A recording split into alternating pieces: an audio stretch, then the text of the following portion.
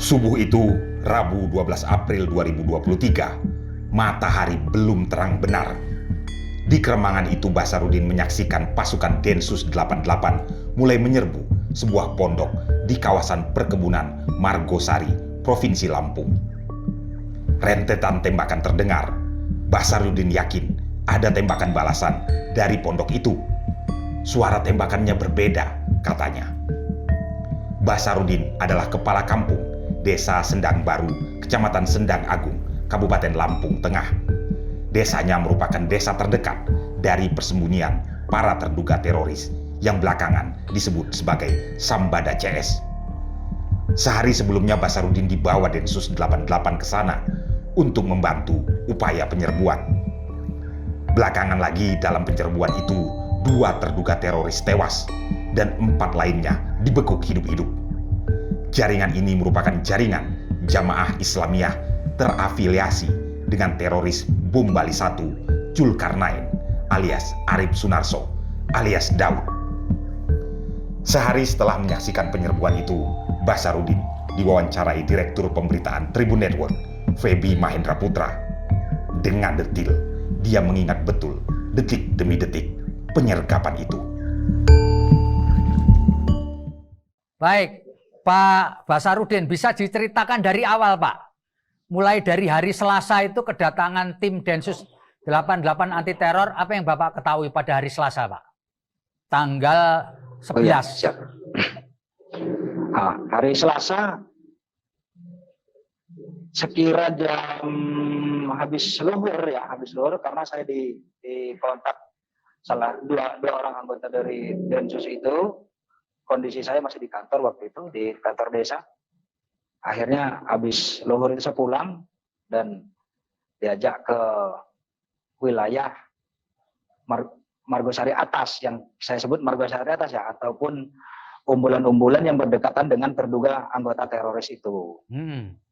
Nah, setelah itu disimpulkan bahwa dari keterangan-keterangan masyarakat yang berada di sana mengarah dalam arti memang betul terduga anggota teroris tersebut berada di wilayah-wilayah tersebut. Sehingganya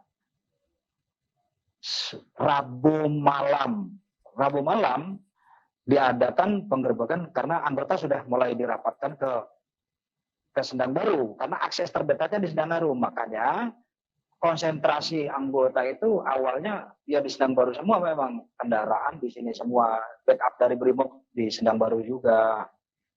Malam Rabu itu akhirnya naik dan terjadilah hari Rabu dini hari pukul 5.35 lah, setengah 6 ya berarti ya. Itu terjadi penggerbekan diduga anggota teroris itu yang pertama, yang atas nama kami tahu di sini menamakan dirinya sebagai Sambada. Nah, dalam penggerbakan itu, Pak, di gubuk itu apakah hanya ada 1 orang bernama Sambada atau ada orang lain yang Bapak ketahui? Betul, terima kasih Pak. Kalau tersangka pertama ini di gubuknya itu sendiri, tidak bawa anak istrinya ataupun saudara-saudaranya. Jadi sendiri. Ya. Pak, apakah ketika dilakukan penggerbekan itu orang bernama Sambada ini melakukan perlawanan, Pak? Iya. Karena bisa saya bilang seperti itu, beda kan suara senapan dari Densus itu dengan terduga teroris itu. Karena kami berada tidak jauh dari lokasi itu, yang sudah diatur oleh tim tindak dari Densus 88. Pak Basarudin, kalau boleh saya tahu, lokasi Bapak berada dengan lokasi rumah Sambada yang digerebek itu kira-kira berapa meter, Pak? Ya 50 ke 80-an meter lah. Ya, tapi Bapak masih bisa melihat pada waktu itu ya Pak ya? Kalau melihatnya kan tidak terlihat Bang, karena posisi 5:30 itu kalau di daerah perkebunan kan masih remang. Masih remang. Cuman ada beda kan, suara senjata itu beda. Ya. Pak, boleh dijelaskan Kak, Ya. pada waktu itu tembak-menembak itu berlangsung sekitar berapa lama, Pak Basarudin? Kisarannya 15 menit. Ya, 15 menit ya Pak ya. Nah, setelah terjadi Ya. tembak-menembak 15 menit itu, apa yang kemudian terjadi, Pak Basarudin? Sehingga sudah ada kabar bahwa aman ataupun clear bahwa tersangka ini sudah meninggal dunia. Akhirnya kami yang ditempatkan di tempat-tempat tertentu itu tadi merapat. Ya. Nah, ketika merapat ke dalam, apa yang Bapak temui di dalam gubuk itu, Pak Basarudin? Kami masuk setelah gubuk itu dinetralkan oleh anggota detasemen itu sendiri, anti teror itu sendiri. Ya. Artinya sudah digeledah, sudah diamankan apa yang memang perlu diamankan, dikeluarkan yang perlu dikeluarkan. Begitu, Bapak. Ya. Apakah Bapak melihat barang bukti yang dikeluarkan oleh polisi dari dalam gubuk itu, Pak? Ya. Di antaranya adalah senjata api plus pelurunya atau amunisinya. Karena sempat dihitung waktu itu sekitar 52 biji. Ya. Sajam beserta buku-buku panduan seperti itu deh pokoknya. Ya. Buku-buku panduan ya, Pak ya? Buku yang jelas. Ya. Pak, bisa diceritakan, Pak? Ada buku panduan jihad gitu. Oh, ada buku panduan jihad juga. Pak Basarudin bisa diceritakan nggak, Pak? Berapa luas atau ukuran dari gubuk yang ditinggali oleh Sambada ini, Pak? Kira-kira aja. Sekitar 4x6. Oh, 4x6 ya, Pak? 4x6. Ya. Ya. Gubuk itu terbuat dari apa, itu. Pak? Bambu. Oh, bambu. Bambu. Atapnya terbuat dari apa, Pak? Atapnya dari genteng tipis itu. Oh, genteng tipis. Baik. Pak, Ya. ketika Bapak masuk ke gubuk itu, apakah gubuk itu juga dilengkapi kamar tidur, ruang tamu, ada toilet atau WC gitu, Pak? Kalau toilet, ya tempat tidur itu biasalah karena kondisinya di gunung gitu. Ya tempatnya kayak amben biasa gitu. Ya. Itu juga ada peralatan dapur juga, Pak, di situ, Pak? Ya, ada kompor. Maka saya sebutkan tadi, beberapa hari sebelum terjadi penggerebekan, beliau beli kompor gas. Oke. Jadi, Pak Basarudin ini sempat bertemu muka dengan orang bernama Sambada ini, Pak, ya? Iya, beberapa kali. Oh, beberapa kali ya, Pak? Dalam konteks apa atau dalam urusan apa Bapak bertemu dengan Sambada ini, Pak? Satu, beliau beli gas ke saya. Yang kedua, berangkat Jumatan, beli minyak atau turun, ya mungkin belanja kebutuhan dia. Jadi dia turun ke kampung Sendang Baru ini untuk membeli keperluan sehari-hari gitu ya, Pak ya? Iya. Oke. Apakah Bapak sempat ngobrol juga sama dia, Pak? Sama Sambada ini, Pak? Ya, hanya sekilas saja, Pak. Dari mana? Ngakunya sama saya dari Jambi, gitu. Oh, jadi Sambada ini mengaku asalnya dari Jambi. Berasal dari Jambi. Dan Bapak ya, tanya Bang. juga, Pak, sejak kapan Sambada itu tinggal di kawasan dekat perkebunan itu? Sejak kapan? Bapak tanya nggak, Pak? Dengar informasi, kalau tanya nggak? Dengar informasi di kisaran pertengahan 2022. Oh, gitu. Ada orang dari Jambi, beli lahan di sana, kan gitu. Berarti kan orang tersebut. Ya. Pak, kalau Bapak bisa menyebutkan ciri-ciri dari orang bernama Sambada ini? Apakah dia berjenggot atau pakai apa gitu, Pak? Kebiasaannya, Pak? Kalau kebiasaannya sih lumrah saja kalau secara fisik ya. Ya. Warna kulit cenderung hitam. Itu tidak terlalu tinggi, pendek lah orangnya. Ya. Pak Basarudin, sepanjang Bapak ketahui apakah Ya. Sambada ini juga pernah berinteraksi dengan orang lain di kampung Sendang Baru selain Bapak? Ya saya perkirakan dengan masyarakat saya. Dalam arti berinteraksi karena di lingkungan gubuk si Sambada itu adalah banyak dari masyarakat kami dari kampung Sendang Baru itu sendiri yang berkebun di wilayah tersebut. Ya. Jadi dia berinteraksi karena masyarakat Sendang Baru punya kebun di dekat tempat tinggalnya si Sambada ini ya Pak ya? Iya. Oke. Pak, kalau dilihat dari ciri-ciri orang itu lalu kemudian perilaku sehari-hari, apakah penduduk setempat sempat menaruh kecurigaan, Pak? Baik. Masyarakat Sendang Baru itu terutama seperti saya katakanlah menanam kecurigaan dengan dasar begini. Bicara tidak pernah lama, selalu menggunakan helm dan masker. Begitu ketika bertemu dengan masyarakat ataupun melintas di kampung kita. Ya. Gitu. Ya. Pak Basarudin, setelah proses pembergakan tempat tinggalnya Sambada ini, apakah Bapak juga mengikuti kegiatan Densus setelahnya, Pak? Baik. Singkat ceritanya, setelah almarhum Sambada ini dibawa turun di kediaman kami, karena unitnya, ambulannya dan sebagainya sudah di sini semua, di kediaman kami semua.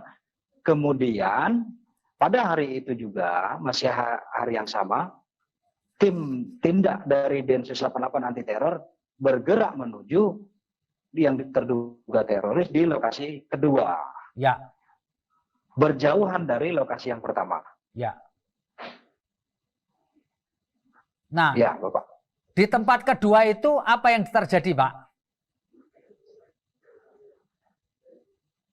Di tempat kedua itu hampir sama kejadiannya dengan yang pertama. Karena terjadi baku tembak juga di situ, perlawanan. Oh, jadi di tempat kedua itu terjadi juga baku tembak ya, Pak? Ya, si terduga teroris itu ternyata memiliki senjata F16, senjata. Bagaimana bisa saya sebutkan itu F16? Ya. Itu adalah dijelaskan dari tim anti teror itu sendiri bahwa itu namanya senjata itu namanya. Pak, di lokasi kedua itu kira-kira jam berapa, Pak? Sekira hampir maghrib.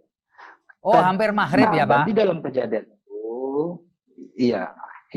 Di dalam kejadian tersebut, salah satu dari anggota Densus 88 itu sendiri mengalami luka tembak di perut bagian bawah, di sebelah kanan. Ya, ada yang bersarang pelurunya dan ada yang tembus. Pak Basarudin, kalau boleh tahu, waktu terjadi penggerbakan di lokasi kedua, tempat Bapak menyaksikan tembak-menembak itu kira-kira berapa meter, Pak? Nah, lebih spesifikasinya mendengarkan ya. Kalau menyaksikan kan melihat. Mendengarkan aksi tembak-menembak itu, karena itu di bawah bukit begini, kami di punggungnya, di punggung bukit, karena jaraknya sekitar adalah 300 meter. Oh, 300 meter ya, Pak ya. 300 meter. Apakah ketika sudah di lokasi tembak-menembak itu, Bapak tahu nama orang-orang yang ditangkap di lokasi kedua itu siapa saja, Pak?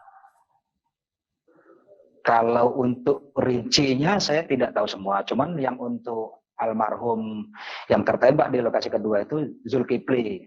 Zulkifli ya, Pak ya? Ya. Bapak sempat bertemu dengan Zulkifli nggak, Pak?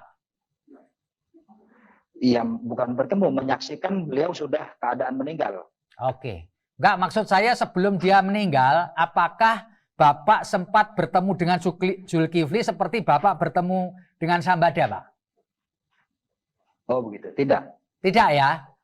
Karena si Zulkifli ini tidak pernah belanja atau berinteraksi dengan warga Sendang Baru, Pak? Kampung Sendang Baru. Iya, iya, betul. Dia tidak pernah berinteraksi ke sana? Tidak pernah. Pak, ketika setelah terjadi baku tembak di lokasi kedua itu, menurut perkiraan Pak Basarudin itu berapa lama, Pak, peristiwa tembak-menembak di lokasi kedua, Pak?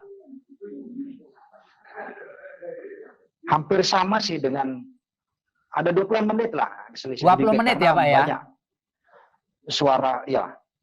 Dan jedanya lama itu. Oke. Pak, ketika setelah selesai tembak-menembak, Pak, apakah Bapak juga ikut masuk ke gubuknya si Zulkifli, Pak? Ya, kami mendekat karena mungkin banyak yang dibutuhkan, dibantu warga-warga juga yang lain. Ya. Apa yang Bapak dapati di gubuk itu, Pak? Gubuknya Zulkifli, Pak? Yang kami lihat hasil, yang kami lihat hasil yang dari dikumpulkan oleh tim tindak beserta rekan-rekan pasukan yang lain itu adalah diantaranya itu senjata api, laras panjang, dan ada laras pendek juga, revolver. Jadi satu senjata laras panjang, satu senjata laras pendek ya, Pak ya? Dan satu senjata angin. Oh, senjata angin. Ada ditemukan amunisi nggak, Pak, di situ, Pak? Saya nggak sempat lihat, tapi ya nyatanya bisa tembak-menembak itu pasti banyak. Oh, gitu. Pak, kalau boleh diceritakan, Pak, gubuknya Zulkifli dengan gubuk yang ditinggali Sambada itu bentuknya mirip atau beda, Pak? Ya mirip-mirip sih, Pak. Karena gubuk di daerah pegunungan itu rata-rata ya seperti itu bentuknya. Kalau ukurannya lebih besar mana, Pak? Atau tidak? Ukurannya lebih besar punya si Jul almarhum. Oke. Pak, apakah di lokasi itu ada terduga teroris yang ditangkap hidup-hidup, Pak? Ah ya, terima kasih, Pak. Ada. Jadi di TKP yang kedua itu Zulkifli yang meninggal, ada 3 yang hidup. Ya. Dan mereka beda dengan si Sambada ini. Kalau si Sambada tinggal sendirian di gubuk itu, ya. Kalau mereka ini bersama keluarga dan anak-anaknya. Oh. Itu perbedaannya. Jadi di gubuk yang kedua ini selain laki-laki juga ada keluarganya ya, Pak ya? Iya, beserta anak-anak. Nah, yang Bapak lihat, anak-anak yang ada di situ berapa, Pak, jumlahnya, Pak? Mohon maaf, nggak sempat ngitung kami ya, Bang. Oh iya. Tapi tadi ada 13 anak apa 11 anak saya dengar dari Oh gitu ya, Pak? Kawan-kawan di, ya. Keseluruhan ya? Keseluruhan ya. Kalau perempuan dari yang kecil. ada berapa, Pak, di situ, Pak, perempuannya, Pak? Perempuannya itu 3 atau 4 ya? Oh, 3 atau 4 ya, Pak ya? 4 kalau nggak salah. Kalau 4 ya, Pak? Kalau salah 4 loh. Ya. Ya. Oke. Karena langsung dievakuasi sama tim, dimasukkan ke gubuk, diamankan gitu. Ya.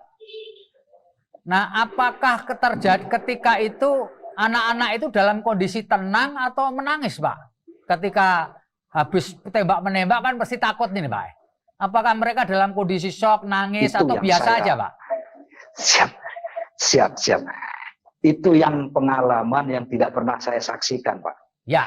Jadi seorang istri kehilangan suami. Terus lingkungan yang sedemikian kecil, terdengar suara tembakan luar biasa. Tidak ada kayak stres, trauma, atau sedih saya lihat di situ. Jadi ya, luar biasa. Ini yang saya tidak pernah lihat deh.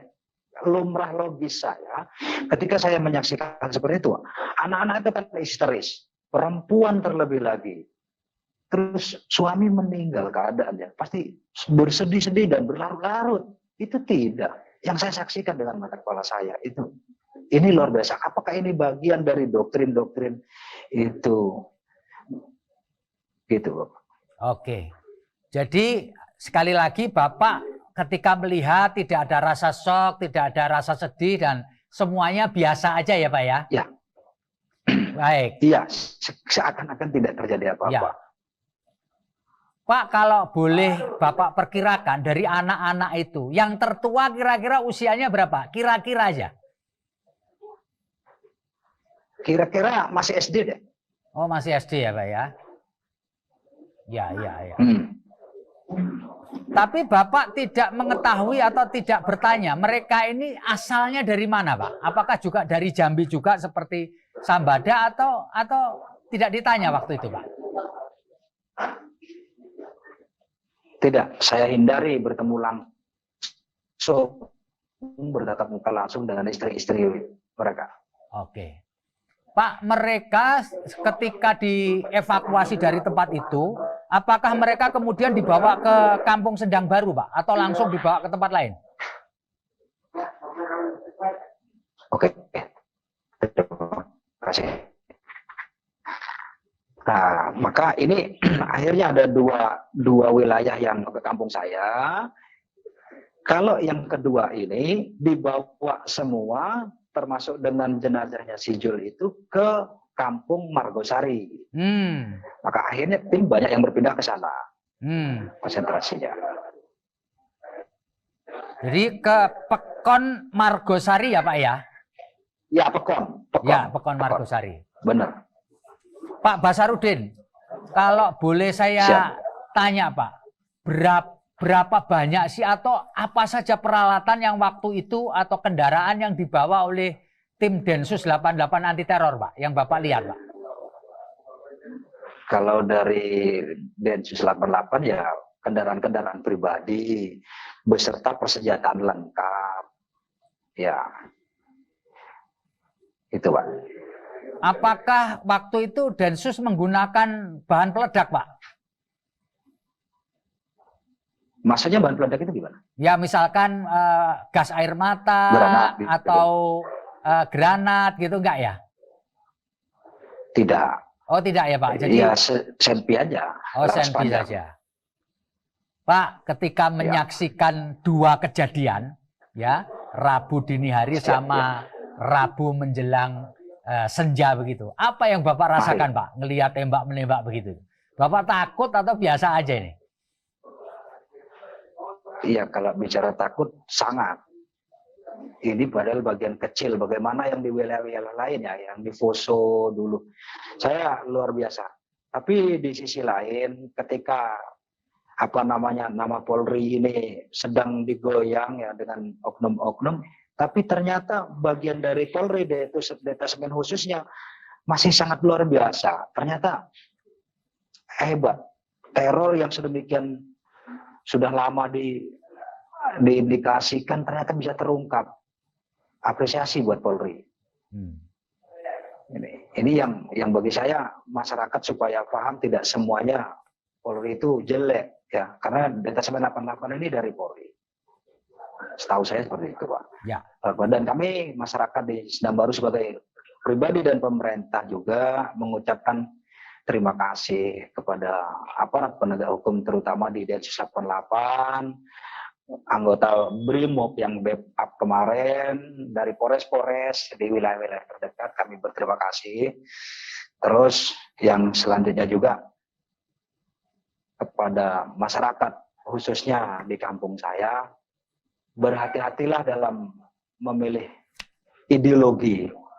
Karena kan ini kan kaitannya dengan ideologi Bapak. Ya. Kalau saya lihat.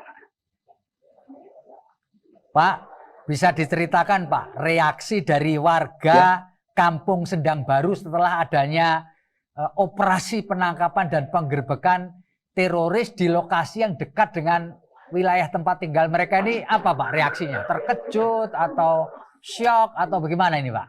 Siap ya. Reaksi dari masyarakat, terutama masyarakat saya, lingkungan saya, mereka sempat sampaikan bahwa tidak menyangka dan sangat terkejut bahwa apa yang mereka lihat itu terlepas dari apa yang akan terjadi pada hari ini. Itu Bapak.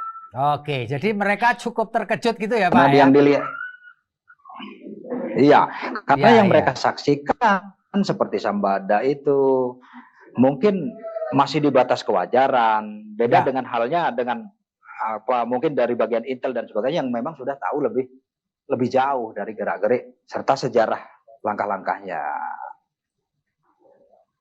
Baik. Gitu.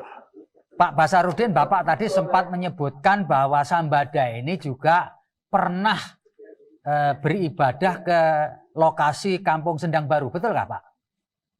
Salah satu masjid. Oh, Betul, salah satu ya? masjid di kampung kita. Dan pada waktu itu memang dia sebagai orang yang ingin beribadah ya, warga setempat menganggapnya biasa saja ya Pak ya?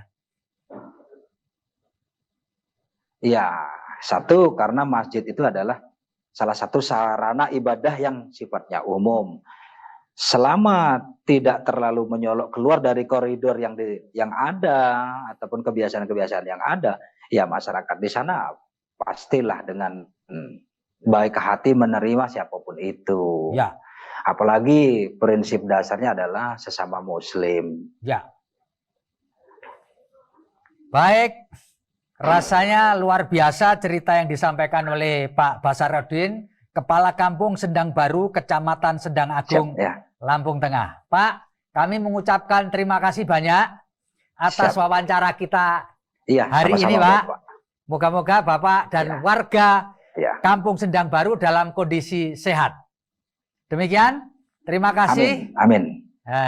Saya Febi Mahendra Putra, pamit undur diri. Assalamualaikum warahmatullahi wabarakatuh. Salam damai sejahtera buat kita semua. Om Santi Santi Om. Namo Buddhaya, salam kebajikan, dan jangan lupa tetap